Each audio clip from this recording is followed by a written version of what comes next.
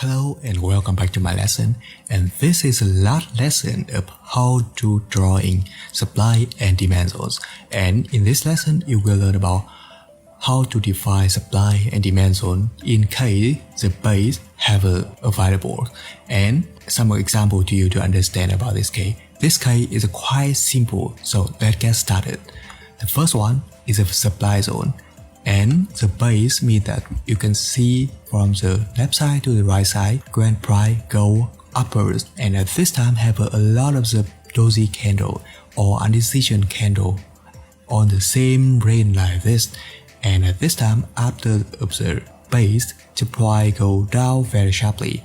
And at this time you also need to see that after the base, price go down very sharply, and drawing the supply from the highest of the base and to the farthest close price of the base from the highest of the base. And one of the note for you here, if the base have a doji candle, let's cover all of the doji candles. And that is theory to define the supply zone into the market. So let's jump on some example to you to understand about this case. The first example is my favorite pair is a New Zealand dollar in 50 minutes time frame. And from the left side to the right side, you can see that the market go up very strongly, and at this time have some signal that have the seller focus on over here, and at this time you can see the market have the base and have the indecision candle on the peak of the market. After the base, the market go down very sharply with one big Marubozu candle and one big bean bar candles. And you can define of the supply zone by cover from the highest price of the base to all of the doji candles. This is a special case when we have the doji candle inside of the base, and when price go down, price pull back into supply zone, create of the not beautiful engulfing, but market still go down very strongly. You can see that supply zone for this case also quite strong. And for this case, we can one more note for UE. If the supply zone is quite small because the base is very narrow, you can define the safety zone by double the supply to cover whole of the stop loss to avoid the market have a high fluctuation and hit to your stop loss and losing before the market go down again.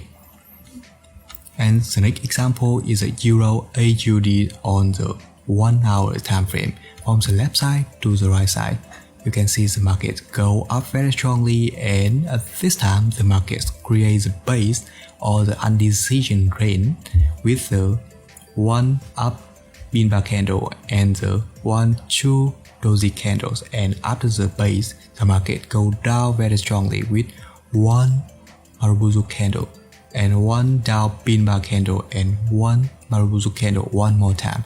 And you can decide here also have a supply zone at this time, and you can drawing the supply zone from the highest of the base to the farthest close price of the base. And you can have a supply zone like this.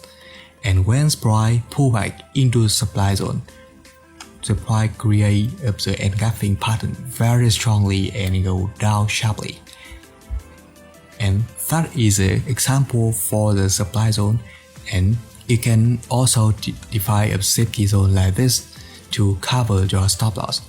In case you're having base, safety zone can help you a lot to avoid the high fluctuation into the market. For the no base, it means that at that time the market change the trend immediately. You no need to use a safety zone to stop loss because supply or demand at that time is quite big. If you use a safety zone, it means the stop loss is a very wide and you can lose with a higher money.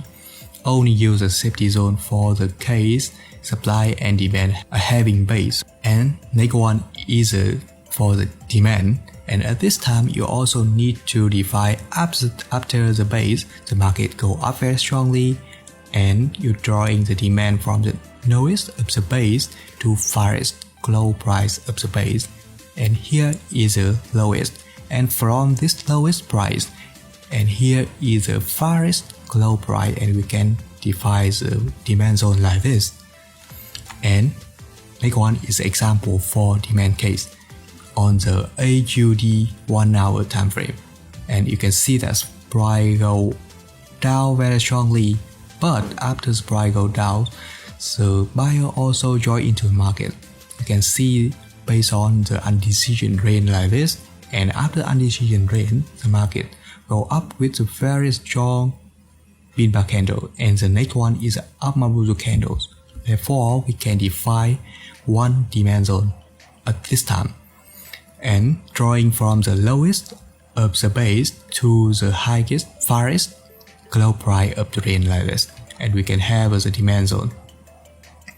And when price pull back into the demand zone with a very strong pin bar candle, but at this time the buyer can still hold price above this demand zone and go up again very strongly.